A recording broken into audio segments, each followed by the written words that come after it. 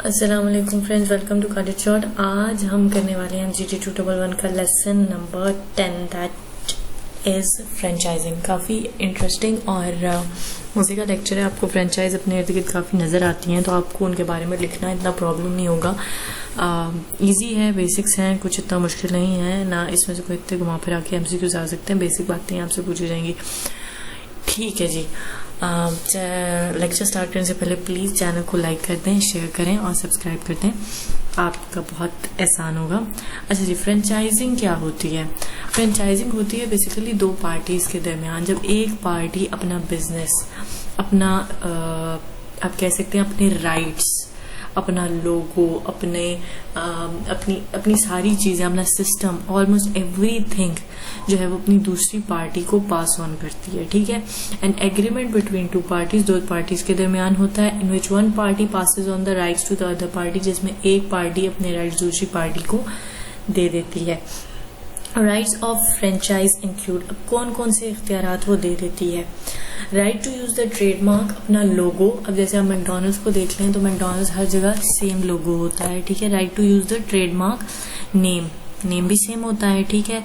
Use systems, मतलब system भी overall एक ही वो लोग यूज कर रहे होते हैं, एक ही जगह आप ऑर्डर प्लेस करते हैं, मतलब ऑनलाइन अगर आप कर रहे हैं तो वो एक ही सिस्टम यूज हो रहा था। Right to use packing material, और पैकिंग मटेरियल भी सबके सेम ही आते हैं। ठीक है। Parties to franchise agreement. ठीक है। कौन कौन से दो पार्टीज होती हैं? एक फ्रेंचाइजर होता है, एक फ्रेंचाइज होती है। फ्रेंचाइजर को वो होता है जो अपने इख्तियारात, अपना प्रोडक्ट, अपने सर्विसेज दूसरे को अपना नाम देता है। ठीक है। और फ्रेंचाइज वो होता है जो कि ये सारी चीजें लेता है फीस के बदले। ठीक है। ये फीस देता है फ्रेंचाइजर को और उसके बदले में उसका ट्रेडमार्क, उसका नाम, उसका लोगो, उसकी सर्विसेज, उसकी सारी चीजें ले लेता है। अच्छा, फ्रेंचाइजिंग के बड़े फायदे होते हैं। आपको रिस्क का लॉस सबसे कम होता है, क्योंकि एक पहले से सोसाइटी की एक्सेप्ट की हुई चीज है। ठीक है। तो वो आपकी, उसमें आप लॉस में नहीं जाएंगे, वो उसी तरह एक्सेप्ट हो जाएगी और इसी तरह लोग उसको यूज करने लग जाएंगे। ठीक है। तो आपको लॉस का रेट सबसे कम होता है। उसके अलावा आपको काफी अच्छा बड़ा बिजनेस मिल जाता है बैठे बिठाए, मतलब बैठे बिठाए नहीं, आपको इन्वेस्ट करना पड़ता है, लेकिन वो जो सारी स्ट्रगल होती है एक नाम बनाने की कंपटीटर्स के साथ, वो आपको नहीं करनी पड़ती है। ठीक है। एक बड़ा बिजनेस आपके हाथ लग जाता है। उसके अलावा ये है कि आप अच्छा खासा प्रॉफिट कमाते हैं। ठीक है। मतलब आपको जरूर फीस देनी होती है, लेकिन आपको प्रॉफिट भी अच्छा मिलता है। अच्छा जी, उसके अलावा क्या है कि आपको हर मौके पे, हर जगह पर अगर कोई इशू आता है तो जो फ्रेंचाइजर होता है, जिसका वो मेन ब्रांड होता है, वो क्या करता है, वो आपको हेल्प भी करता है, वो आपको सपोर्ट भी करता है। और दूसरी मजे की बात कि आपको किस लोकेशन में फ्रेंचाइज चाहिए वो भी आप खुद डिसाइड करते हैं। अच्छा जी, डिसएडवांटेजेस क्या होते हैं कि बहुत महंगी होती हैं फ्रेंचाइज, बहुत ज़्यादा महंगी होती हैं। उसके अलावा आपको प्रॉफिट का अपना हिस्सा लाजमी आपको उनको देना होता है। ठीक है। जो भी उनकी फीस होती है या फिर उनका जो हिस्सा होता है वो आपको उन्हें देना ही होता है। ठीक है। और उसके अलावा ये है कि फ्रेंचाइजर जो होता है, जिसने खरीदी है, उसके पास कोई ऐसे राइट्स नहीं होते हैं, सारे राइट्स फ्रेंचाइजर के पास होते हैं। ये लोग सिर्फ एक एज अ डमी काम करते हैं। तो जो बाकी बिजनेस टाइप में आपके पास फ्रीडम होता है, वो फ्रेंचाइजिंग में फ्रेंचाइजर को, जो फ्रेंचाइज होती है, उसको इतना फ्रीडम हासिल नहीं होता। न्यू ट्रेंड्स इन बिजनेस में आजकल कौन से नए ट्रेंड्स चल रहे हैं जी? हमारे पास है ई कॉमर्स बिजनेस। ठीक है। जितना ऑनलाइन आप बिजनेस देखते हैं, जिसमें आपकी डिलीवरीज हैं, जिसमें आपकी ऑनलाइन शॉपिंग है, जिसमें ऑनलाइन खाना है, मामलात हैं, सारे जितने भी आपके इंटरनेट से रिलेटेड आपकी मार्केटिंग हो रही है, यूज्ड आप चीजें बेच रहे हैं, आप नई चीजें बेच रहे हैं, आप जो भी आप सेल कर रहे हैं, ठीक है, खाने के आइटम्स हैं, वो आपके क्या है, वो आपकी बुक्स हैं, वो सारी आपकी ई कॉमर्स में आ जाती हैं। उसके अलावा न्यू ट्रेंड ये है कि औरतें भी बिजनेस में आगे आ रही हैं।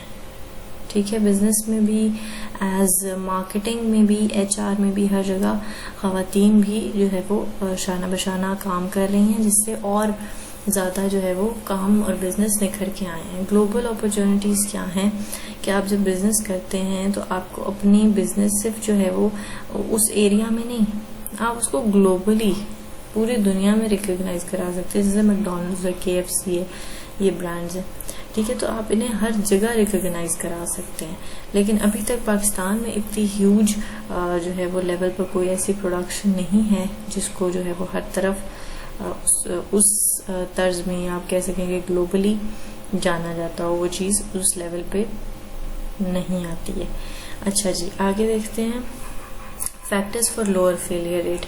अगर लोअर फेलियर आपको चाहिए या आजकल जो फेलियर बिजनेसेस में कम है, ठीक है, उसके क्या वजूहात हो सकती हैं, ये क्या वजूहात हैं, ठीक है। पहली तो ये है कि गवर्नमेंट जो है हमारी, ठीक है, वो अगर आप उसकी प्रायोरिटीज़ के हिसाब से, उसकी प्रेफरेंसेस के हिसाब से बिजनेस करते हैं तो आपके लॉस के चांसेस बहुत कम होते हैं।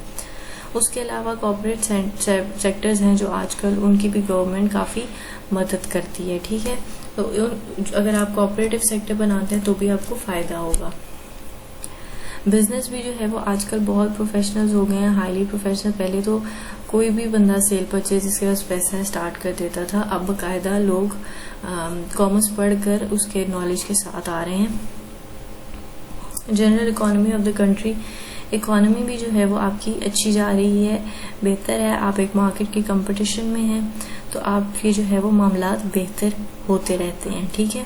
अच्छा, उसके बाद है कि people are acquiring professional knowledge. वही बात है कि अब प्रोफेशनल नॉलेज के साथ लोग आ रहे हैं, तो वो लॉसेस जो है वो पहले होते थे कि जी नॉलेज नहीं थी गलत फैसलों से, तो अब ये है कि नॉलेज है तो बेहतरी आई है।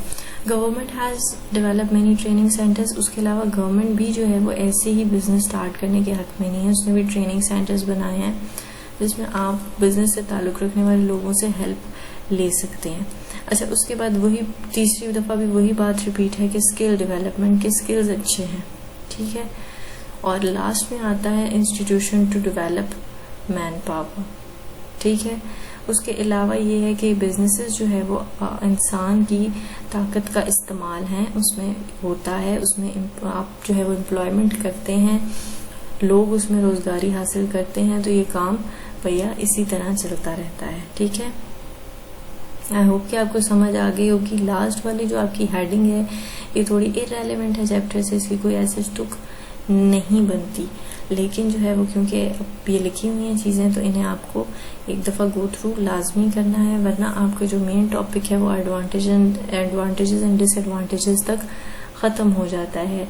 उसके अलावा ई-कॉमर्स क्या है वो तो आप बहुत अच्छी तरह जानते हैं। चलें जी, आई होप कि आपको लेक्चर समझ आ गया होगा। स्टिल अगर कोई बात रह गई है, कुछ समझ में नहीं आया, तो आप जो है वो मुझसे कमेंट बॉक्स में पूछ सकते हैं और इंशाल्लाह मिलेंगे नेक्स्ट लेक्चर के साथ। टिल देन टेक केयर, अल्लाह हाफिज़।